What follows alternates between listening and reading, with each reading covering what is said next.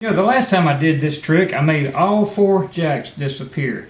And I got a good friend of mine named Tony Cable who said, you know, that was pretty good, but if you're really good, you can make them all reappear again. And I started thinking to myself, you know, I'm just an amateur. I'm not that good.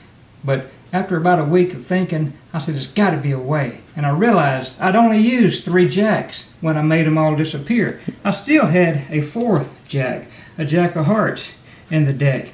And I was thinking, well, maybe I can pretend like this jack is actually a shepherd. And he wants to go and he wants to call his sheep home. And so he looked around, all around the bushes, and he started doing his little shepherd call, whoop, whoop, whoop.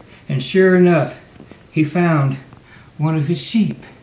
And he was like, great, I got one. Well, I wonder if the other one could be over there anywhere. And so as he looked, he's over here and he's turning sideways, he's looking over here, he's shaking, and sure enough, eating over there in the bushes, he found his 2nd sheep.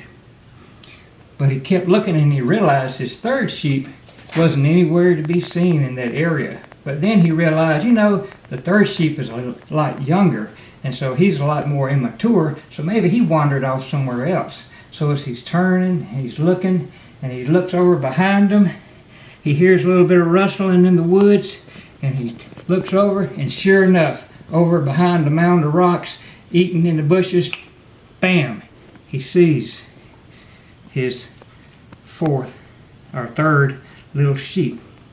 Now, Tony Cable would probably say, that was pretty good, but I only asked you to bring 3 jacks back.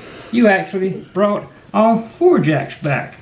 Well, Tony, I tried and tried and tried, and this little sheep right here was always the trouble, because it seemed like every time I tried to send the shepherd home, the other little baby sheep would always want to follow him home, and it would always leave me with just 2 sheep. So what the shepherd decided to do was to try to take that little bitty sheep, take him over behind over here and whisper in his ear. And as he was whispering, he found this special little spot right behind the sheep's ear where he would rub and squeeze, and he would whisper to that little sheep, and he finally talked that little sheep into staying with his brothers, and the shepherd was able to go home for the evening and spend the rest of the evening with his family.